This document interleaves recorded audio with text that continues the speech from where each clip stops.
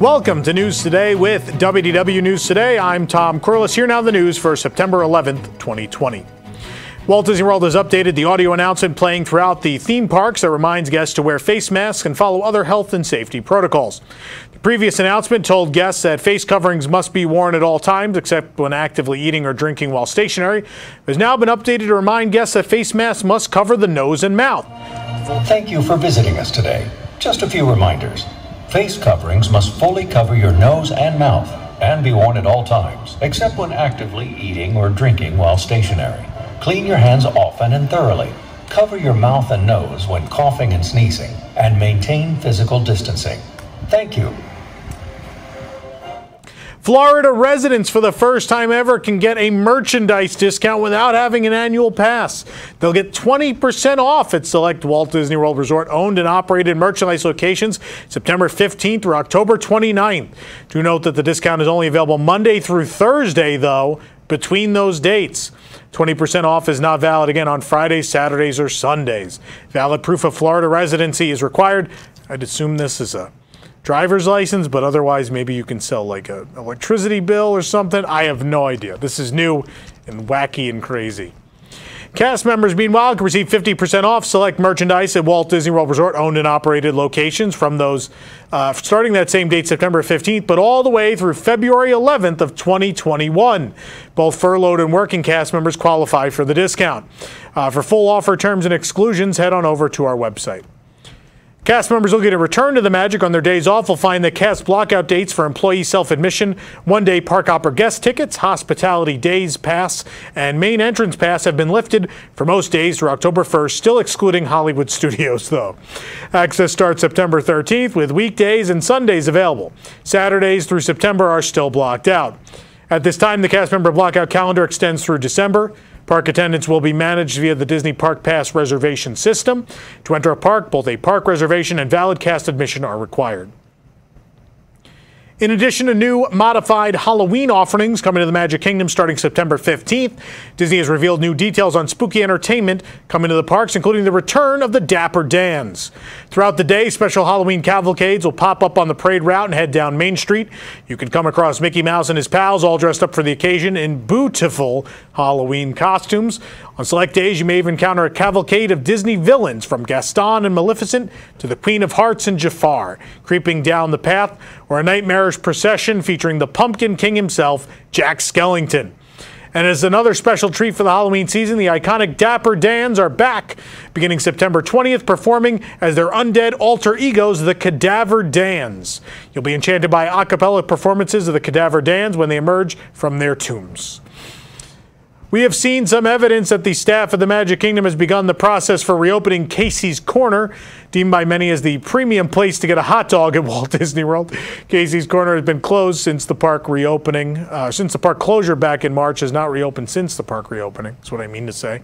This leaves many hot dog lovers scrambling to find hot dogs at the Kingdom. You can find all beef footlongs at Cosmic Ray's Starlight Cafe, and now occasionally the corn dog nuggets are at Westward Ho when that's actually open. But the number one hot dog is, of course, found at Casey's Corner, is what fans will tell you. Though Disney has not announced a reopening date, the social distancing markers have recently appeared inside the restaurant, so it seems they may be planning for a reopening very soon. A fan favorite restaurant at the Magic Kingdom, Cinderella's Royal Table, will be welcoming guests back starting September 24th with modified offerings including no princess interactions. Disney describes the modified dining experience as, quote, enjoy a delicious regal banquet with unforgettable main courses ranging from roasted chicken breast and tenderloin of beef to chef's fish of the day.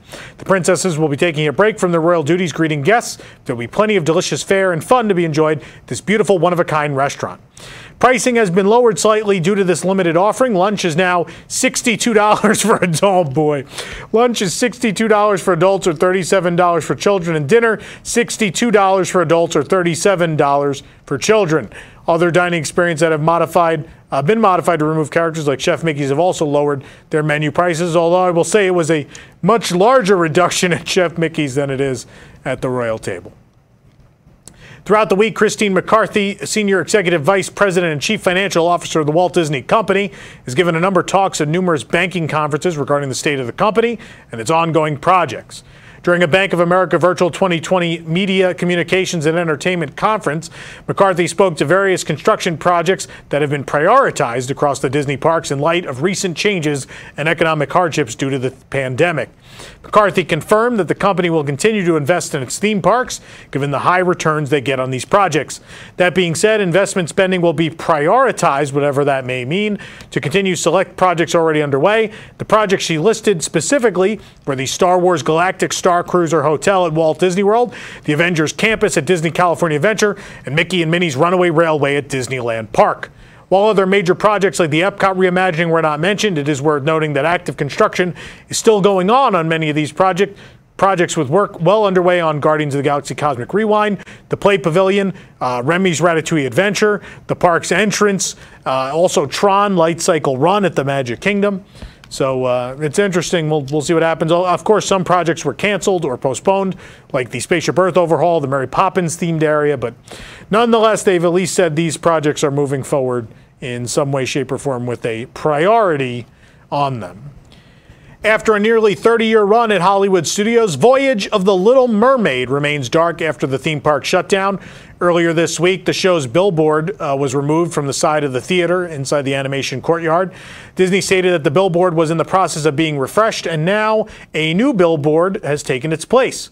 While rumors have circulated about the show's demise on the internet, not originating from us, I will remind you, it seems the removal was more along the lines of scheduled maintenance as opposed to a sign of the show's permanent closure.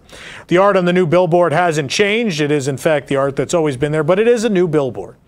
The two Star Wars billboards on the other side of the building were also removed earlier in the week and have been replaced as well. If you're looking to try your luck, two of the Fossil Fun games located inside Chester and Hester's Dino-Rama in Dinoland at Animal Kingdom will be reopening this Sunday, September 13th. According to WDW Magic, Bronto Score and Comet Crasher will reopen complete with new Dinoland-themed plush prizes. Each game costs $5 to play per turn. Unfortunately, most of this area still lies dormant, with Primeval Whirl already declared extinct, and only Triceratops Spin and the Chester and Hester's Dinosaur Treasure Store currently open. Narcoossee's, the casual waterfront restaurant at Disney's Grand Floridian Resort and Spa, is set to reopen with the rest of the hotel on September 21st. The restaurant, which offers coastal cuisine with spectacular views of the Seven Seas Lagoon and the Magic Kingdom in the distance, is currently closed to guests as the resort clears out from hosting various NBA teams for the resumed playoffs. With Citrico still undergoing its refurbishment, it seems Narcoossee's will be joining Grand Floridian Cafe in terms of table service offerings at the resort for the second phase of its reopening. The resort's DVC wing reopened in late June. Currently, Narcoossee's shows as temporarily unavailable on the Walt Disney World website. However, hours for the restaurant are available starting September 21st from 5 to 9:30 p.m. daily. Reservations are not available yet, but will likely be available soon. While Walt Disney World's phased reopening is well underway, the Disneyland Resort's reopening remains stalled, with hotel cancellations now extended through September 26th. Guests with existing reservations have begun to receive emails notifying them of the cancellation. Mulan recently premiered on Disney+. A new Mulan Bamboo Sipper Cup has appeared in the World of Disney store at the Downtown Disney District at Disneyland Resort. The sipper features embossed artwork, characters, and logos. The hand-wash-only cup includes a straw. The sipper retails for $17.49, which is less than it costs to buy the movie on Premier Access. In an email to guests, Disney confirmed that indoor seating will be opening at Downtown Disney District following Governor Gavin Newsom moving Orange County into the red tier where indoor seating is possible. The email confirmed the reopening of some more restaurants and shopping experiences before stating that indoor seating is now permitted. This information was also added to the Downtown Disney Know Before You Go page of the Disneyland website, which explains the district's current COVID-19 precautions. Whether or not a restaurant does open indoor dining will likely be decided on a case-by-case basis. The City of Anaheim's current capacity limit for indoor dining is 25% capacity, or 100 people total, whichever is less. We will keep you updated as we continue to check on the status of restaurants at Downtown Disney. Disneyland Resort has just announced that this year's Candlelight Processional is canceled due to the constraints of hosting a large event amidst the pandemic. The Candlelight Processional is one of the oldest and most beloved traditions in the history of Disney theme parks, and this would be the first year the event is canceled. With Disneyland Park still closed, the ability to plan for such a large event proved to be impossible. Over on the East Coast, the popular Candlelight Processional that takes place at Epcot was also canceled for this year's holiday offerings at the park. During the COVID-19 pandemic, Tokyo Disneyland is running a special short greeting parade in place of its daily Dreaming Up offering. Right now, it consists of the Fab Five in their standard outfits, greeting guests to Tokyo Disneyland is Your Land and When You Wish Upon a Star songs.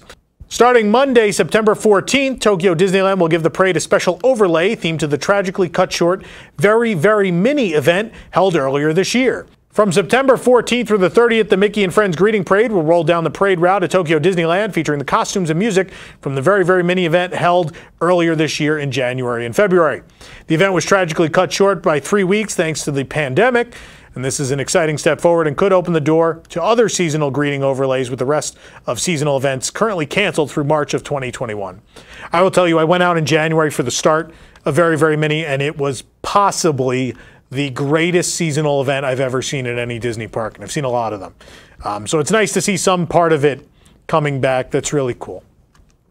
The Toy Story Hotel is set to open next year at Tokyo Disney Resort, and although we haven't heard anything new about it since last year, the project keeps chugging on towards completion. The 11-story hotel hasn't quite reached its topping off point yet, but the facade work has already started, giving us a small idea of what the hotel will eventually look like. The parking garage in front of the hotel is mostly complete. It's a rather obtrusive place, so guests will likely enter to the left or right of the garage from Bayside Station on the Disney Resort line. From the platform at Bayside Station, we can see that the colorful blocks facade has already started installation on the front of the Toy Story Hotel. Perhaps the entire hotel will be covered in these. I don't know. They look terrible. The upper levels are still a little more than basic structure. Only 9 of the planned 11 stories are even in the air as of yet, so the rest of the structure still has a long way to go. It seems that the pieces are painted after installation, with parts of the hotel featuring colorful designs and others with a bland brown design, but paneling still has a long way to go, and the backside of the hotel, which is shaped like a U, is nowhere near as complete as in its exterior appearance as the front. The hotel will feature 600 rooms across 11 stories, so the small footprint will actually be chock full of budget hotel rooms. While there's no listed opening date other than fiscal year 2021 for the Toy Story Hotel, the timeline of only a year or so from now means we'll be in this hotel before we know it. I hope it ends up looking better than it looks now. The Molly Brown riverboat at Disneyland Paris reportedly caught fire September 10th and is now closed. Disneyland Paris fansite Outside Ears tweeted about the fire. Quote, following a fire that started late yesterday morning at the electrical panel of the generator of the Molly Brown, the boat could be quite damaged. Evacuation of the attraction and fire extinguishing was carried out by DLP Fire Rescue. Unavailability of parts could lead to a closure of at least 6 months of this attraction at Disneyland Paris. ED92, another Disneyland Paris fan site, later shared that Thunder Mesa Riverboat Landing is currently closed until September 16, 2020. Disney has blocked off the landing and placed a currently unavailable sign in front of the attraction. We got an up-close look at the Castle of Magical Dreams when Hong Kong Disneyland reopened in June. However, construction wasn't quite complete, with the walls still surrounding the castle. Now the castle is in full view at the end of Main Street, as seen in an Instagram post from Hong Kong Disneyland. Our friends at the Disney Magical Kingdom blog first noticed the refurbished castle was more visible when they zoomed in on the Main Street photo. For now, Hong Kong Disneyland remains closed until further notice from the government. We can't wait to see even more of the castle when the park does reopen, hopefully very soon. The latest item from the Minnie Mouse The Main Attraction collection to show up at Walt Disney World is the limited release Enchanted Tiki Room pin set. This was Series 5 of 12 of the Minnie Mouse The Main Attraction collection and was first released in May on Shop Disney. Like all the Main Attraction pin sets, there are 3 pins. The pins are of Jose, Minnie Mouse, and an ear headband. Pin set is $19.99. We found it at Sir Mickey's in Fantasyland. We spotted a new Monsters, Inc. Scream Canister phone case at Disneyland, and we will not put this thing back where it came from, or so help me. The case will make your phone look like a tiny Scream canister that fits in your pocket. It even has a bit of a weathered look like the Scream canisters. The Scream capacity in the center of the case is full of tiny beads that move when you tilt your phone, so you can make it look like more or less full. The case is $29.99 and currently only comes for iPhone XS and XS Max. We found it at the World of Disney at the Downtown Disney District. New Haunted Mansion merchandise is making its way onto shelves of the Disney parks, and among the recent new merchandise is one themed to one of the most iconic characters of the attraction, Madame Leota. Now you can have your own Madame Leota crystal ball to decorate your house for a swinging wake. The crystal ball features lights and sound effects. It also has the ability to create a fog within the crystal ball. If you're looking to call in the spirits wherever they're at, you can find this at the World of Disney store at Downtown Disney at Disneyland. It retails for $24.99. It's a pretty good price. On 9/11, Americans remember the horrific terrorist attacks that took place on September 11, 2001. To honor the victims and first responders, American flags around the country, including at Walt Disney World, have been placed at half staff. We hope everyone is staying safe, happy, and healthy, and our heart goes out to all those who were affected by this tragic event in American history. Can't believe it's been that long ago. Time flies, man. For more information on these stories and more, head on over to WDWNT.com. This program is brought to you by our official travel agent sponsor, The Vacationeer, the engineers of your next magical vacation. Sit back and let their team of Disney vacation planning experts craft your family's next magical Disney trip. The best part, their services are free. Hotel, park tickets, dining, and more. Visit WDWNT.travel for details. The Vacationeer, the official travel agency of WDWNT. If you're enjoying the show, be sure to like this video, subscribe to WDW News Today on YouTube for more great content, and click the bell for notifications. Also, make sure to select all notifications so you never miss an episode of the show. For the worldwide leader in Disney Parks news, this is Tom Corless saying enjoy the rest of your today and have a great, big, beautiful tomorrow.